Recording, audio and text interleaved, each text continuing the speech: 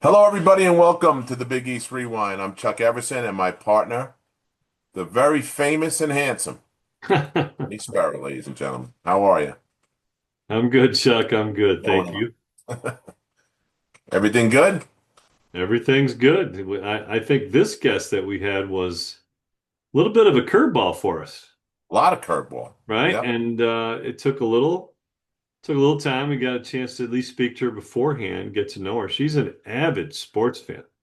Like she knows her sports. I mean, there's no, Well, it's a job, Sonny. but I'm just saying, but there's no phony, there's no fake. That's like saying you know your way around somebody's mouth. I mean that's Yeah, exactly no, what no, you I just don't think said. that I don't think that's fair. First of You all, know about molars or something. You're listen, if very you talk to an average reporter, they're gonna know just superficial things. This young okay. lady, she got it. She was deep diving where she worked and what her experiences were with the Kansas City Chiefs, the Oregon Ducks, and she really has her finger on the pulse of a lot of it. Now, the problem I had was when I first met her, I was like, Kansas City Chiefs. I said, you realize I'm a Buffalo Bills fan. I automatically have to hate you, you Yeah, know? but who had you back, Sonny? You did. You Came did. right after her. And then the second thing I said, well, who's your baseball team? St. Louis Cardinals? She says, no, Kansas City Royals. I'm a Mets fan. So I said, you crushed my hopes and dreams of a World Series. Royals. Yeah. Like, it's 2X. 2015, right? 2X. I feel like I'm talking to a Hoyas from 1982, someone on Georgetown. And It she was funny laughed and because chuckled. she She, went she went after you with the Kansas City Chiefs. Okay. And I said, well, let's just switch it a little bit. Let's talk about the beatdown on Bourbon Street that the Philadelphia Eagles gave those Kansas City Chiefs. Go Birds. Okay. You did. There was, She uh, didn't know what to say. She was like, okay, let's switch the subject. It's okay. she's like, oh, that was a painful time, was what she said. It Painful. was Tried coming up short 3 or 4 times in a row. four. But who's counting, Yeah, Sonny? that's a Super Bowl. I'm talking about lately with Oh yeah. division, Well, 13 listen, seconds, 13 seconds, 13 they seconds. made some moves already this year, so hopefully Yeah. they'll be better. Yeah. And you got a new stadium coming, all high tech Stadium, new stuff. coach. They took the wind into effect, and Oh, it's not yeah. supposed to snow on the seats. I believe that when I see it. When you get No, 30 they inches got, of snow in Buffalo, Sonny, it's gonna snow on the seats. I'm sorry. right, but they got a certain amount of it covered. I think 70% of the seats are actually covered. It's pretty interesting. It is. I'm curious to see how it holds up in reality, you It's know? heated. The grass underneath the grass is heated, so they won't have to, plow the field and such. So Yeah. Hopefully that's I'd love to see how that. Well, you'd be playing in a swamp though, because they have so much snow. If you melt all that snow, it'd be like playing in Louisiana Bayou or something.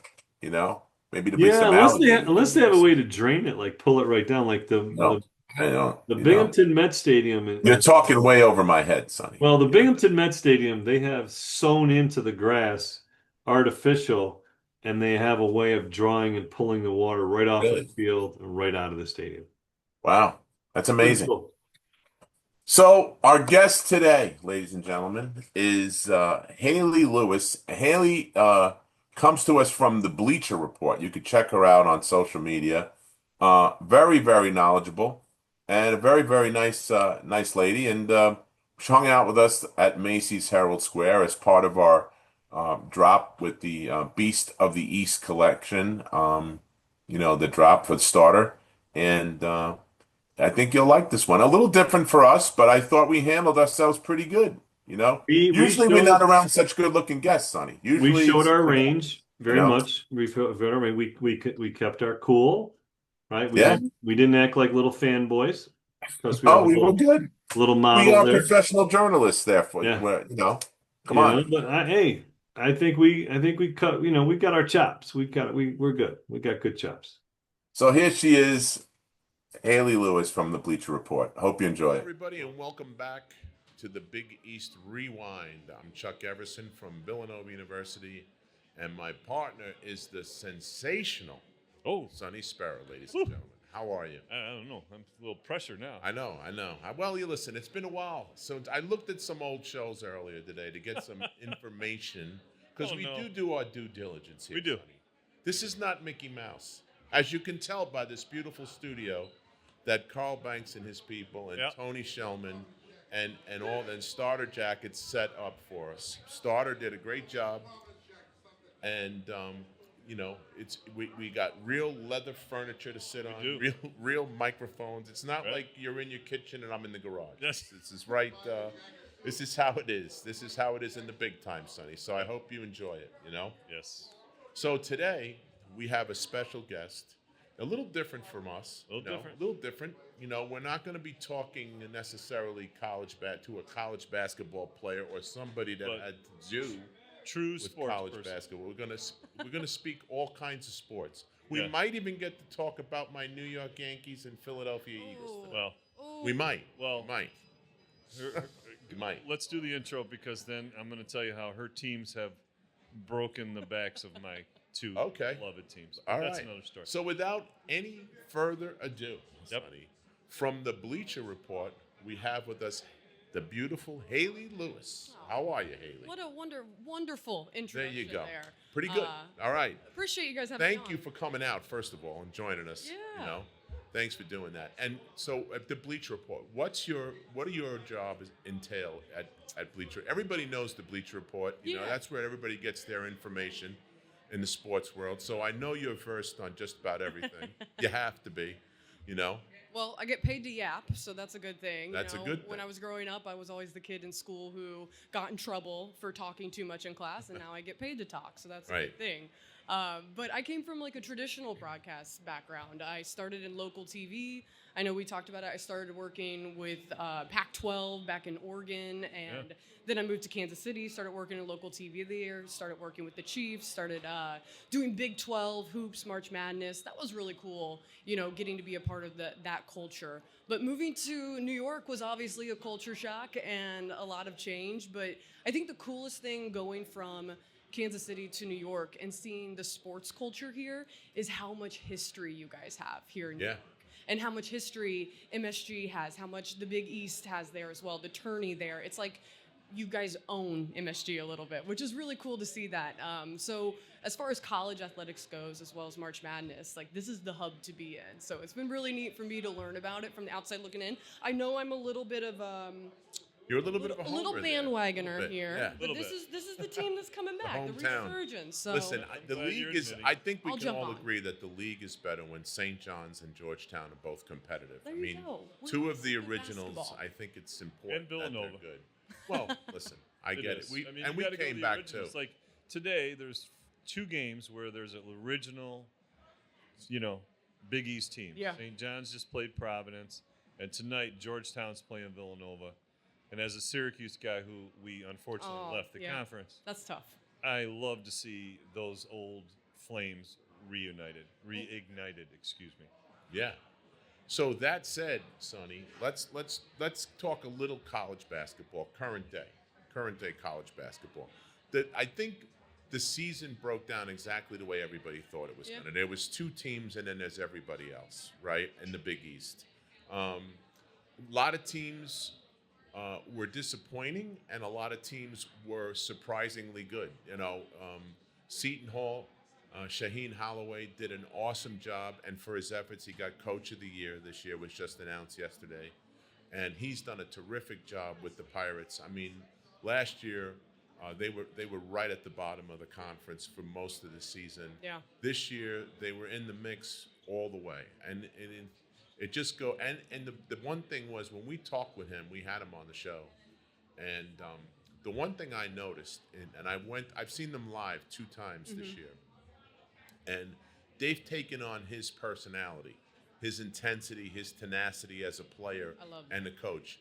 Your thoughts on the Seton Hall Pirates? See, the thing that I love is obviously when you see someone who's been maybe a little bit of an underdog and then go from a bad season, then have a coach come around.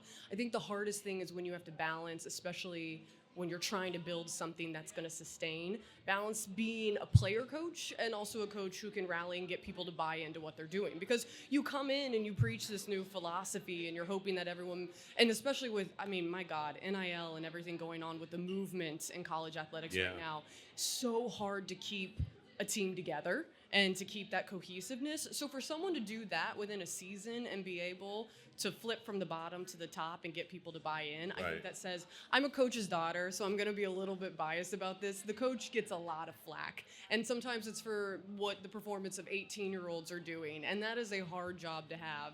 So I think when you see someone come in and do that, it's an incredible testament to the character of the organization and what they're putting together. So very cool to see this program. And you know what? They came back in a lot of ways too, because they redid their practice facility, and they, I saw the videos online and stuff, and man, it is awesome compared to where they were to where they are now as far as the facilities itself goes. We grew up playing. And they played in Walsh Gym, which was a hair bigger than a high school basketball. Isn't that crazy? You know? But It it lights lines the on fire. the court like four square. It wasn't just volleyball lines. There were lines everywhere. You didn't know. Yeah. Sometimes you lost the out of bounds line because You had but no they idea where loved you were it. going, It right? was such a home court advantage. And at the end of the one was a stage. Yeah. Like underneath the basket was a heightened stage like a high school gym. And it was something. But I want to ask you one question about you and your career. Yeah. As you've grown and moved and changed and molded jobs, Sure.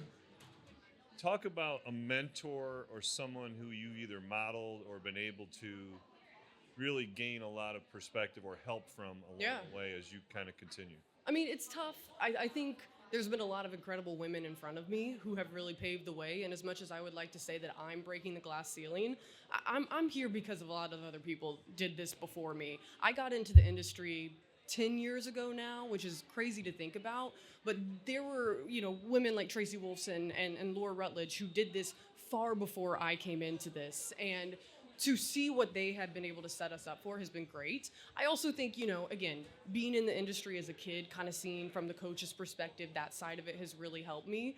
But going from college athletics to now I work a lot with NAIA, which is a lot of fun to see their different programs, and then going from Super Bowl after Super Bowl after Super Bowl with the Chiefs. Oh, there you go. And There's I know it's a that's little the bit shot, of a right? burn. That's the shot right Just a there little. across the bow. But then go cover, the Final Four with Kansas coming away with that win after, being down with a 15-point deficit at half.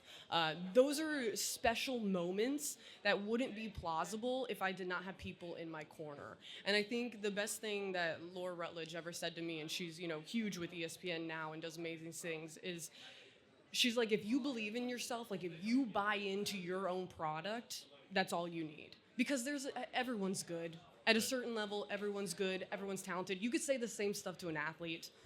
Talent can be reproduced a lot of times, but it's the tenacity and the grit and the desire to keep showing up, not getting paid, not getting certain opportunities you wanted. You have to want it more than the person next to you. Right. And I think athletes go through that in a similar way as well, because it's not always the most talented that gets the gig. So I think that was a really big thing for me, was just, do you want it or not? Because sometimes it's glamorous and other times Yeah, it's and how not. bad, I right? want to say that's, something to that point, though.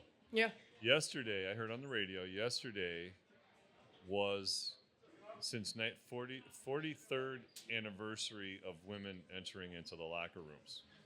Isn't that crazy? That was the date, right? So you talk about like breaking the glass ceiling, Yeah. right? Where do you see the Barstool story? Where do you see that going? I mean, I think with Bleacher Report, it's something Bleacher Report, that. Oh no, you're fine. And there No, a I'm lot not. of times. That's a blow. That's Hey, don't we worry can edit about this, it. can't we? where do you see that going? I think with the you guys know the way in which sports media is. It's completely different. We consume Right. it differently. Like you couldn't picture where you were at now 10 years ago. No, absolutely not. And I left local TV for that reason, because social media was booming, and I felt that I could keep building my own social media, because that's how people are consuming sports media.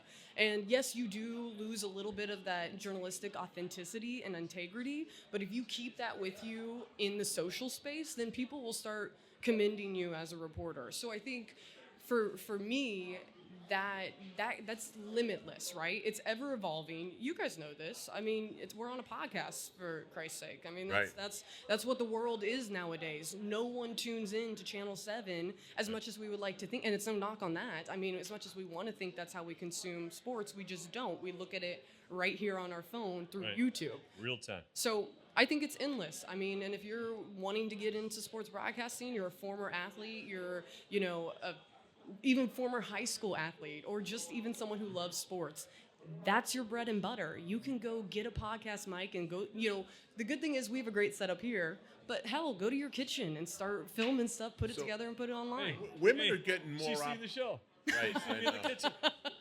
She's seen you and Angela in the Get a kitchen. little homework. My wife joins us Yeah, sometimes. every once in a while. So, I mean, but the women are getting a lot more opportunities, Which you is have great, to say, yeah. which is great. You got the sideline reporters now. You got stuff on ESPN where there's a lot of women anchors and co-anchors now. What are your thoughts on that? I mean, it's about time, honestly. But I think sometimes they get a bad rap. Sure. Because of maybe the lack of playing. But if you know the sport, I don't think you necessarily had to have played. Absolutely. You Just know, like we've because- seen coaches do the same. Yeah, I mean, listen, those who can't play, coach. That's what they say, right? That's And the teach. old adage, Yes. right? So, I mean, teach. talk about the opportunities that a lot of ladies are getting now in your field. I think it's cool, especially because we're starting to recognize that there's this new perspective that you can bring in with the females and a female audience as well. And I think what's really cool is the fact that there are times when I sit down with a player and I'm having this interview, right? And there is nothing that you would say is in common between the two of us. We have totally different backgrounds in life. We have totally different ways we were raised, totally different, just spectrums of where we come from. But the one thing that I pride myself on, and I think that this comes honestly from the fact that I am a female and this is a part of my DNA, is that I will find a commonality with you. And I Right. will make you feel calm, and we're going to have a great rapport. And then my biggest compliment was one time I had an agent come up at me afterwards, and he said, I've never seen him open up like that. And I'm telling you, that guy and I did not have a lick of anything in common. But we found one little space of liking the same fast food place from a random place in Texas that we had both been to. And that's what brought the interview together and let him just open up. Plus, people, I mean, listen, we've been doing this now 5 years. Yeah. Okay. And the first time you get somebody to sit down with you, it's like this. Their guard is up. Absolutely. And you have to find a way in the first minute or two of the interview to get them to drop their guard. Yeah. And our thing is, we're not looking for negative. Yeah, we're not. We got looking too for many sound guys bites. screaming Right. You're not a about gotcha it. reporter. Right. Yeah. Exactly. Our stuff is all nostalgia. It's all Yeah. good times. It makes everybody feel good. Chance to That's get a spotlight. That's the biggest. yeah. thing. Talk It's the about it. chance to relive the spotlight, which everybody who's played and hasn't been talked about in 40 years. Some of these guys. Yeah. All of a sudden now, hey, they want to talk to me. What do they want to talk to me about? And then they realize that we're not, and then that Yeah. drops. It's the same type of thing in your field. Plus, you have a look and a soothing voice, and it puts everybody at ease. I Right. think that's important when you're, and it's a skill. I mean, it's a skill. I mean, it's Yeah. not something that happens naturally. That's difficult to do. No, I mean, you understand it. You guys do, because you have had those interviews where you sit down, and honestly, even between the three of us, it's like, okay, I'm not your typical guest, but Right. what can we kind of just shoot the, over and just be able to talk through and relax and have fun. And I do believe that's a skill, because Yeah. when you even take it into the workplace, when you have to go meet new people, putting others at ease and letting them know it's a comfortable conversation is a huge skill set. And being able to do that with cameras in your face and a mic right in front of you is hard. You have to work at it. You have to get comfortable. So I sometimes applaud you you guys too for that. Sometimes you use the wrong name. Sometimes. And that's okay. Sometimes you use the wrong. Oh, place I've done for it. employment. I've done it 1,000 times. It's interesting because when you're a person like myself who's a person of size, okay, I have a built-in icebreaker, so I have to talk, when people come up, because I get enough people that come up to you. Now, and how tall are you? I'm 7'1". Depends on the day when I'm Okay. standing up straight. Like after this, Is that I the- might be 6'8" when I'm done here. The compression. Right? Well, it doesn't matter where you any place. The people in the reaction, like I'm 6'5", so I'm taller. But No, I don't that's get, tall. I don't get the reaction. Well, tell them we went to the outlets by your outlets. house. There were people. It was almost like Moses. I had to Parting take of the pictures Red with Sea. everybody. People But- stand there like. And there was this one Asian family, and they were hovering, and they blah, blah, blah, blah, blah. And finally was like, "Do you want a picture?" Oh my god! Oh my god! And that's what they wanted. It was a picture, and it was Right. It's like, everywhere, every step. Yeah. And then I kind of separated and watched from afar. I was like, "Wow." Yeah, but it's and you bring that into your job. Yeah. You know, again, it comes naturally to me because of who I am. I mean, and it comes naturally to you because of who you are, and that's like I said is a skill. So For sure. let's get into a little bit of. I know you were with the Kansas City Chiefs for the Yeah, past few years. that was a So fun let's ride. talk a little football. We're Why not, don't we're not going to talk Taylor Swift. no? Well, we could, gonna leave but that alone? but You there's leave really that not alone? much to say. You know, can leave that they're alone. bringing Travis is coming back. He is 14th season. What are No, I what are didn't your think he thoughts was. on that? Returning. So I started covering the Chiefs in 2019. So that was the first year that Mahomes took them to a Super Bowl. By the way, I was with them until this last season, the season that they kind of, fell apart. So- Yeah. So, So if they anyone can- thinks there's a good luck charm or a So commonality, they could all be blaming you. Right You'll now. That's gladly true, take that's that true. moniker, right? Yeah. but Travis was always someone who, before his global popularity, let's Right. say, one of the most straight guys on just getting into the locker room, always being present. I mean, he would know everyone's. I mean, if you're just like a rookie contract, undrafted free agent who got picked up, he's gonna know your name. So I always loved that he was such a good locker room leader and always great with the media. After crappy loss, he would still have a couple words in the locker room. It's awkward. You guys know how it is. Yeah. You got to ask players, He would always tell. why'd you lose? You know. But he would always tell the truth. He was He, uncomfortable. which I like that. I appreciated that he was a straight shooter. So, Refreshing. so seeing him So back, is his I think brother. people treat him as if he's this decrepit 800-year-old man who can't come back onto the football field. Yeah, your numbers are going to decrease. My God, he's 36. He's Yeah. still playing in the National Football League. He's taking a lot of hits.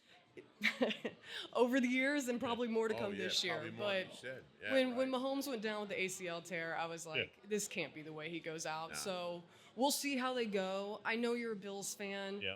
I'm sorry. I do know. apologize because at least the Bills, actual fan base isn't that intolerable to me. I like Josh Allen. He seems Yeah. like a great guy. It's just unfortunate that You the recovered kryptonite. nicely. Thank you. So That's I'm been gonna KC. come to your rescue here, Sonny. Oh no, not the 'Cause Yankees. I like you. You're my partner. You're my buddy. You're my teammate and my point guard. Okay. It was a boxing match here. Here we go. Yeah. So okay. So talk to us about the beatdown on Bourbon Street when the Eagles came to town and played the. Oh, See, there- I thought you were Kansas going to go City. Yankees I knew Royals where and he was kill me going. I there. didn't know where he was going. Yeah. Well, you're well- beating down my guy for the Buffalo Bills. So I was there, and that sucked. That was pretty bad. Turning around, seeing fans just walk out, Yeah. and that was brutal. over Especially early. because Super Bowl 57 was such a different one when the Chiefs and the Eagles But- were. But That it's was. the nature. Huh? It's the nature. It is. And the thing, I mean, you guys know this. Same in basketball. How healthy can you keep a roster? Yeah. That's how good you're going to be this season. Yeah. I mean, that really when you And get to you gotta- the end gotta of the have stretch. a little bit of luck. Yep. You gotta have a couple breaks go your way. Yep.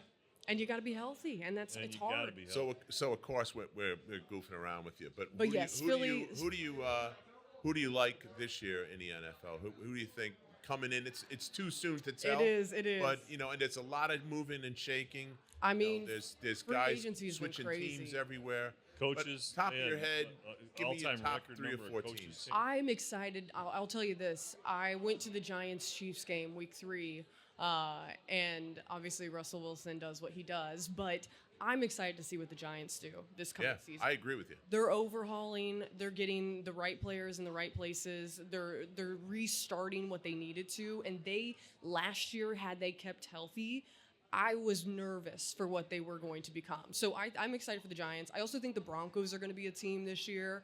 Again, Bo Nix, had he not been hurt in the playoff stretch, Yep. that would have been a different story. Yep.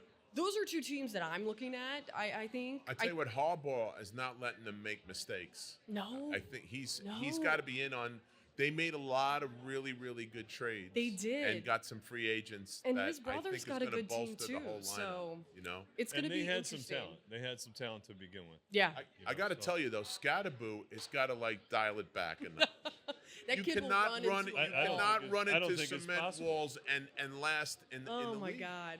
Not in He's his not going to DNA. last. Watching him play is just impressive and both nerve-wracking. Yeah, he's like Oh. a pinball machine. He is. It's like watching Evil Knievel And jump then- over the canyon. God, when he Right? came up and that ankle was just backwards, you were like, Yeah. well, you didn't know the severity of it or how bad it would be. But I think the Giants. Now I can't say anything for the Jets. Honestly, that's just. No, well, listen, we That's don't a whole have to nother discuss beast. that. It's Yeah, a we can whole- leave that yeah, one don't right out bring of the everybody equation. down. You know, it's Yeah. that's a history of For sure. bad decisions, and it's But just been. I do want to. Now they bring Gino back.